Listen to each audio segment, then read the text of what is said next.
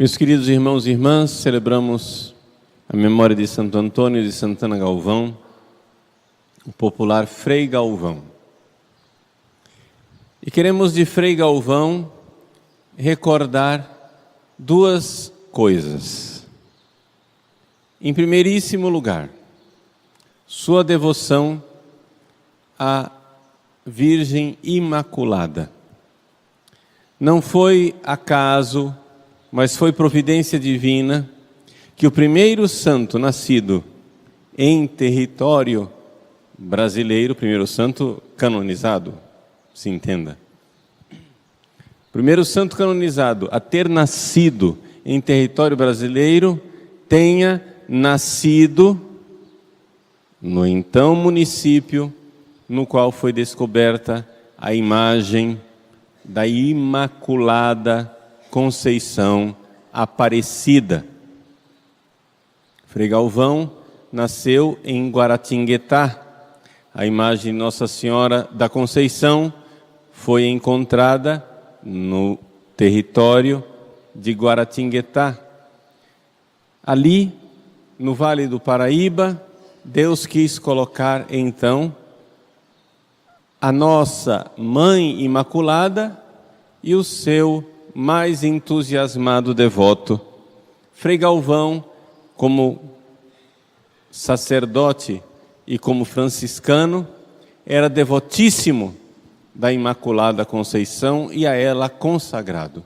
A devoção à Imaculada de Frei Galvão era tal que ele quis atestar essa sua entrega, se consagrando totalmente à Virgem Maria, e não lhe bastasse isso, ele quis assinar essa consagração com o sangue do seu peito.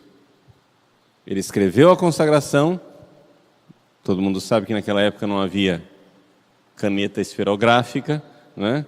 Havia a pena que se molhava no tinteiro. Ele escreveu a consagração e no final tirou um pouco de sangue do seu próprio peito, embebendo a pena no seu sangue, assinou sua consagração à Virgem Santíssima.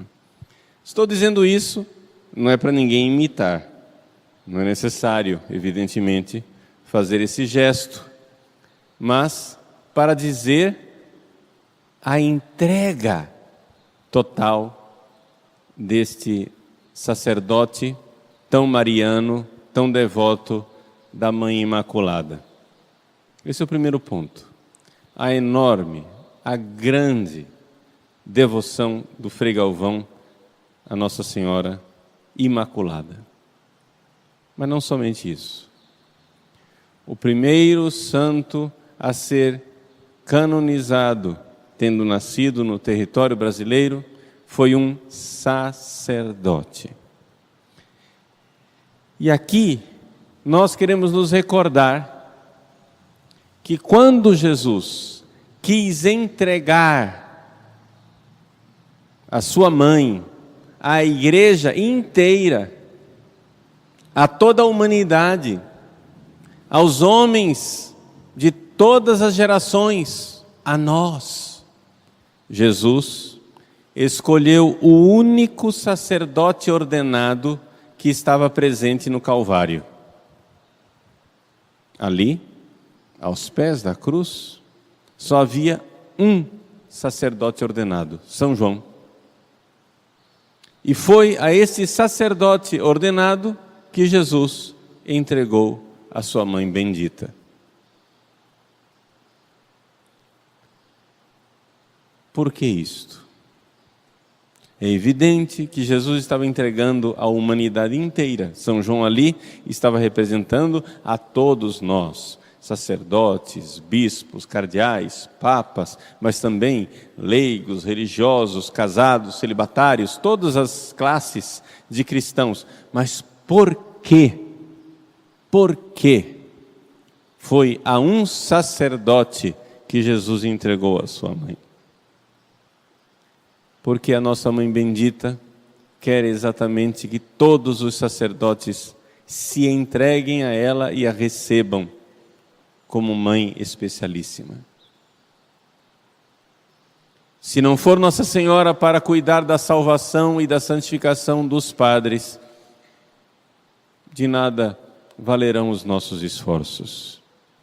Meus queridos, todo sacerdote, que digo eu, todo rapaz, quando decide que quer ser sacerdote e entrar no seminário, está fazendo uma declaração de guerra a Satanás. E quanto mais santo, quanto mais decidido, quanto mais resoluto ele for, mais ele será antagonizado. Ora, quando nosso Senhor Jesus Cristo dá a uma pessoa uma missão, ele tem que dar a graça, porque senão essa missão iria esmagá-lo.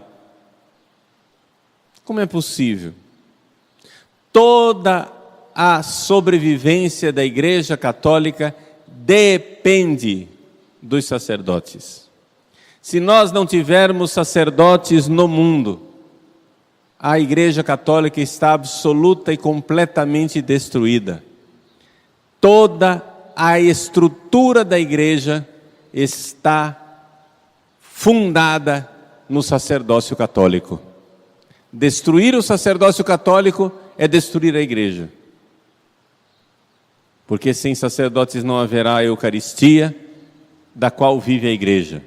Sem sacerdotes não haverá o perdão dos pecados, da qual precisamos nós, do qual perdão precisamos nós, para poder nos aproximar da Eucaristia.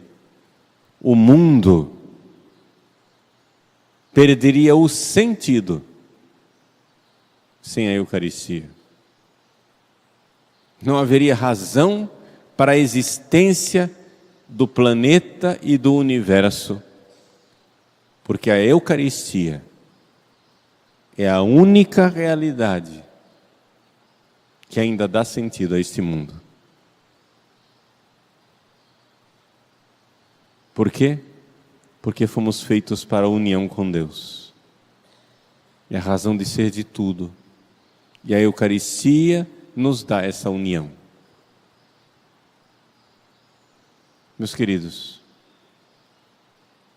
poderíamos aqui parar e refletir longamente sobre essas palavras que eu acabo de dizer. Mas vamos simplesmente nos colocar aos pés da cruz, com a Virgem Maria e São João, e pedir que Jesus, neste sacrifício do Calvário que nós agora iremos oferecer, nos conceda a luz de enxergar esse mistério. Se os sacerdotes ordenados não tiverem a proteção da Virgem Maria, a ela se entregarem, a luta está totalmente perdida e os sacerdotes estão todos condenados ao inferno. Ser sacerdote é fazer uma declaração de guerra a Satanás. Como Deus não dá uma missão sem dar as armas para a missão, Ele entrega aos seus filhos sacerdotes a Virgem Maria. Santo Antônio de Santana Galvão, para nós então, é exemplo luminoso de como devem ser os sacerdotes e de como os sacerdotes dependem da Mãe Santíssima.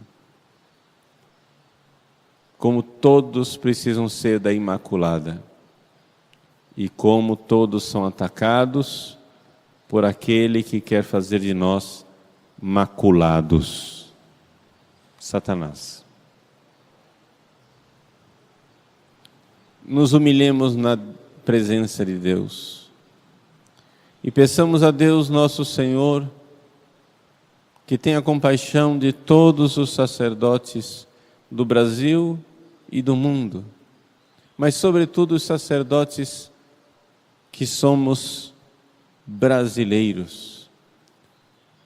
Deus nos deu esse intercessor no céu, com outros santos sacerdotes que viveram no nosso país, que derramaram o seu sangue para transmitir a fé.